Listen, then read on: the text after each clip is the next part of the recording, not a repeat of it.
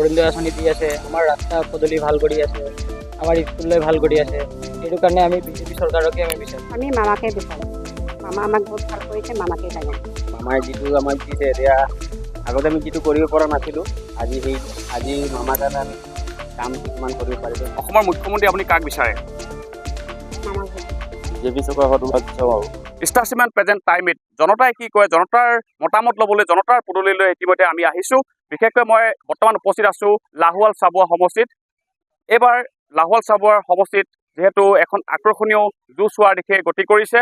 বিশেষকৈ বৰ্তমানৰ বিধায়ক বিনোদ হাজৰিকা আৰু নতুন নতুন যিহেতু প্ৰাৰ্থীয়ে যিহেতু আবেদন কৰিছে বিজেপিৰ হৈ, ঠিক তেনেকৈ AJPৰ প্ৰাৰ্থী হিচাপে যিহেতু আছে পুনাকন বৰুৱা, আনফালে বিৰোধী হিচাপে আছে কংগ্ৰেছৰ প্ৰাক্তন ডনাৰ মন্ত্ৰী পুত্ৰ যিহেতু প্ৰাঞ্জল ঘাটোৱা আছে।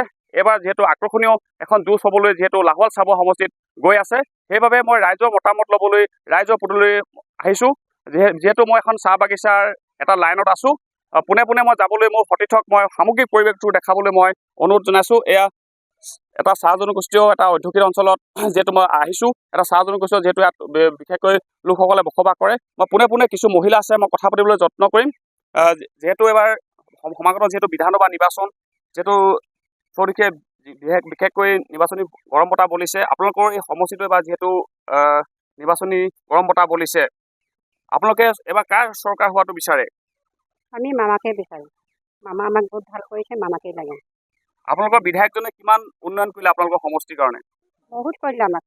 আগতে এনেকৈ পোৱা নাছিলে, এতিয়া বহুত কৰি আছে আমাক। আমি এতিয়া সুখ শান্তি পাইছোঁ আৰু চবতকৈ আমাৰ মানে এতিয়া ল'ৰা ছোৱালী স্কুলবিলাক চবেই ভাল পাইছে। এতিয়া চব সুবিধা হৈ আছে, আমাক মামাকেই লাগে। যিহেতু আপোনালোকৰ সমষ্টিত এবাৰ কেইবাজনো প্ৰাৰ্থীয়ে যিহেতু নিজৰ আবেদন দাখিল কৰিছে, এবাৰ আপোনালোকে নতুন মুখৰ কিবা আশা কৰে নেকি? নাই, সেই মামা যেটা কৰিছে যে বহুত ভাল ধুনীয়াকৈ কৰিলে, সেইকাৰণে যে আমাক তাকে ভাল লাগে বিজেপি চৰকাৰ মামাই। যিহেতু আপুনি এগৰাকী ইয়াৰে এগৰাকী বোৱাৰী হয়, বিশেষকৈ মহিলাসকলৰ সবলীকৰণৰ কাৰণে যিহেতু বিজেপি চৰকাৰে বিভিন্ন ধৰণৰ আঁচনি লৈছে, আপোনালোকে এই আঁচনিত আপোনালোকৰ এই লাইনৰ লোকসকলে পাইছে নাই? আপোনাৰ অৰুণোদয় পাইছে নাই? চবেই পাইছোঁ। এইবাৰ কাৰ চৰকাৰ হোৱাটো বিচাৰে আপুনি? আমি বিজেপি চৰকাৰ বিচাৰিছোঁ। অসমৰ মুখ্যমন্ত্ৰী আপুনি কাক বিচাৰে?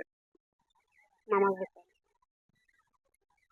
মামাই চবেই দিছে সুবিধা, সেইটো কাৰণে মামাকে লাগে। জোৰ দিলে চবেই পাইছে আৰু সুবিধা দিছে, ভাল লাগিছে। আৰু আৰু দিব আৰু পিছতে যোনে যোনে পোৱা নাই সিহঁতক আপোনাৰ কাষলৈ আহিছোঁ। যিহেতু আপোনালোকৰ এই লাইনৰ যিবোৰ বাট পথ বা নলা নৰ্দমা আছে, কেনেধৰণে হৈছে? পূৰ্বৰ তুলনাত উন্নয়ন হৈছে বুলি ভাবেনে আপুনি? হৈছে আৰু ভালেই হৈছে, ভাল হৈছে আৰু আগতো ভাল হ'ব বুলি বিচাৰিছোঁ। আমাৰ বিধায়কজনে এতিয়া আমাৰ মহিলাগৰাকীক অৰুণোদয় আঁচনি দি আছে, আমাৰ ৰাস্তা পদূলি ভাল কৰি আছে, আমাৰ স্কুললৈ ভাল কৰি আছে। সেইটো কাৰণে আমি বিজেপি চৰকাৰকে আমি বিচাৰোঁ। অসমৰ মুখ্যমন্ত্ৰী আপুনি কাক বিচাৰে? আমি বিজেপি চৰকাৰক আমি হিমন্ত বিশ্ব শৰ্মাক বিচাৰোঁ। চাহ বাগিচা লোকসকলৰ কাৰণে আজি দীৰ্ঘদিন চাহ বাগিচা লোকসকলে এটা সেই কোৱাটাৰ বাহিৰে নিজস্ব বুলিবলৈ মাটি পতা নাছিলে। আপোনালোকৰ এই মাটি পতা পাইছেনে? আপোনালোকৰ পাইছোঁ। সেইকাৰণে আমাৰ মামাক ভাল লাগিছে। মামাই যিটো আমাক দিছে, এতিয়া আগতে আমি যিটো কৰিব পৰা নাছিলোঁ, আজি মামাৰ কাৰণে আমি সেইখিনি কাম কিছুমান কৰিব পাৰিছোঁ। ঘৰত আগতে আমাৰ টিং ভঙা কোম্পানী গ'লে নিদিয়ে, আমি নিজে এতিয়া কৰিব পাৰিছোঁ। সেইটো কাৰণে মামাক আমি ধন্যবাদ জনাইছোঁ। বহুত কিছুমান আমাক কাম কৰি দিলে মামাই। এতিয়া আগতে আমাৰ একোৱেই নাছিলে, আজিকালি আমাৰ আঁচনি বহুত নিচিনা সোমাই আছে, সেইটো কাৰণে ধন্যবাদ। আপোনালোকৰ সমষ্টিত যিহেতু এখন আকৰ্ষণীয় যুঁজ হ'বলৈ যিহেতু গৈ আছে, কেইবাজনো প্ৰাৰ্থীয়ে নতুনকৈ আবেদন কৰিছে বিজেপিৰ হৈ, বিশেষকৈ AJP পুনাকন বৰুৱা বৰ্তমান বিধায়ক হিচাপে আছেই, আৰু ঠিক তেনেকৈ বিৰোধী হিচাপে পৱন সিং ঘাটোৱাৰ পুত্ৰ প্ৰাঞ্জল ঘাটোৱা আছে। এইবাৰ আপোনালোকে কেনেধৰণে ধৰক ভোটাৰ হিচাপে আগবঢ়াই নিব এই যুঁজখনত? আমিতো বৰ্তমান মামাকে চিনি পাইছোঁ। মামাই যিটো কৰি আছে আৰু মামাকে ভাল লাগিছে। মামাই যি কৰিলে আৰু কৰি আছে আৰু আমি পাই আছোঁ সেইটো কাৰণে মামাক ধন্যবাদ জনাইছোঁ। আমি মামাকে লৈ যাম। বিশেষকৈ চাহ জনগোষ্ঠীয় লোকসকলৰ কাৰণে এখন চৰকাৰে আপোনাৰ দৃষ্টিভংগীত কিমান উন্নয়ন কৰিছে বুলি ভাবে আপুনি?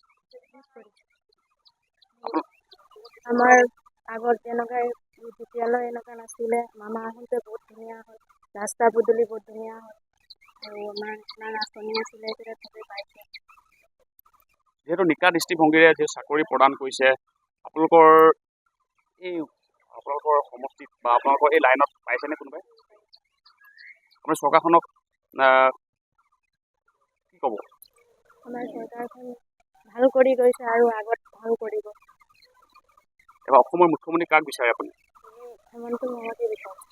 আপোনালোকৰ আমি সমষ্টিলৈ আহিছোঁ, আপোনালোকৰ মতামত ল'বলৈ আপোনাৰ পদূলিলৈ আহিছোঁ। এইবাৰ কাৰ চৰকাৰ হোৱাটো বিচাৰে আপুনি? বিজেপি চৰকাৰ হোৱাটো বিচাৰোঁ আৰু। যিহেতু আপোনালোকৰ বিশেষকৈ চাবুৱাৰ লাহোৱাল সমষ্টিত এটা আকৰ্ষণীয় এখন যুঁজ হোৱাৰ যিহেতু দিশে গতি কৰিছে। ইয়াত যিহেতু বিজেপিৰ হৈ বিধায়ক বিনোদ হাজৰিকা বৰ্তমান আছেই আৰু অন্য নতুন মুখেও যিহেতু আবেদন কৰিছে। ইয়াৰ পৰিৱৰ্তে লাহোৱাল চাবুৱা যিহেতু হৈছে, তাত আপোনাৰ পুনাখন বৰুৱা আছে এ জি পি হৈ। আপুনি মানে কেনেকুৱা ধৰণৰ এটা চৰকাৰ হোৱাটো বিচাৰে বা কেনেকুৱা ধৰণৰ আপোনাৰ প্ৰাৰ্থী হোৱাটো বিচাৰে আপোনালোকে? আমাৰ নতুন প্ৰাৰ্থী বিচাৰিছিলোঁ। নতুন প্ৰাৰ্থী আমাৰ ডক্টৰ দয়ানন্দ ডাঙি আছে, তেওঁ হ'লে অসমৰ মুখ্যমন্ত্ৰী কাক বিচাৰে আপুনি? হিমন্ত বিশ্ব শৰ্মা।